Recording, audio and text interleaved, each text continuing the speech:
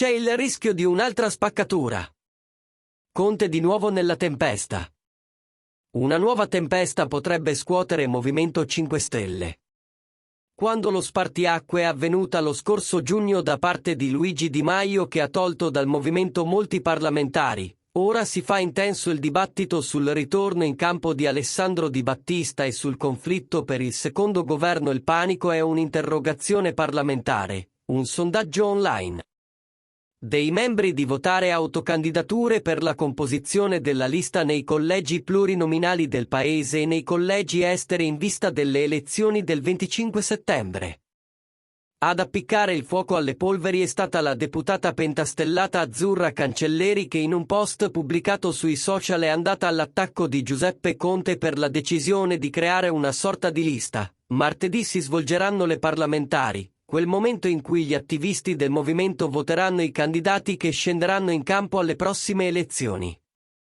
Purtroppo, e lo dico a malincuore, le premesse non sono delle migliori perché da quanto emerge dal regolamento pubblicato sul sito del movimento, la norma delle autocandidature viene improvvisamente integrata da un'ulteriore norma, abbassata dall'alto, per la quale oltre ai singoli autocandidati, si mette ai voti anche una lista di candidati preparata da Conte in persona, i cui membri saranno preferiti ad altri partecipanti non presenti in lista, ha scritto il parlamentare siciliano che ha fatto notare in modo polemico che, insomma, anche se con meno voti i preferiti sono i preferiti.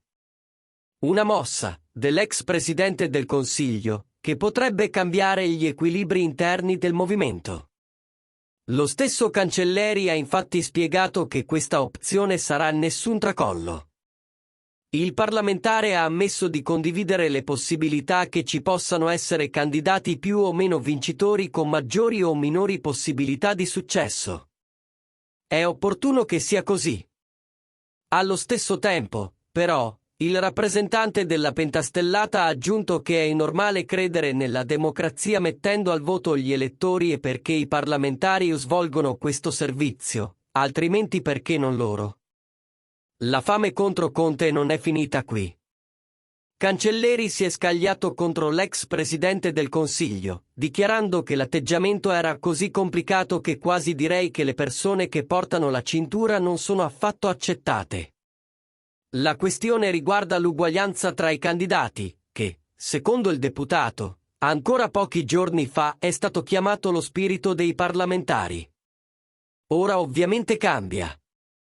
La regola d'oro, improvvisamente spendibile in un comma, si inserisce all'ultimo momento, assaporando la totale indifferenza per il valore dell'autocandidatura individuale, ha scritto il deputato.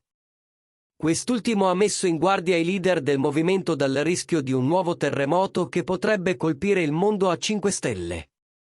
Il deputato ha spiegato che si tratta di una regola incomprensibile e, ancor prima, pericolosa, che si concretizza in un atteggiamento elitario che rischia di creare un'altra spaccatura.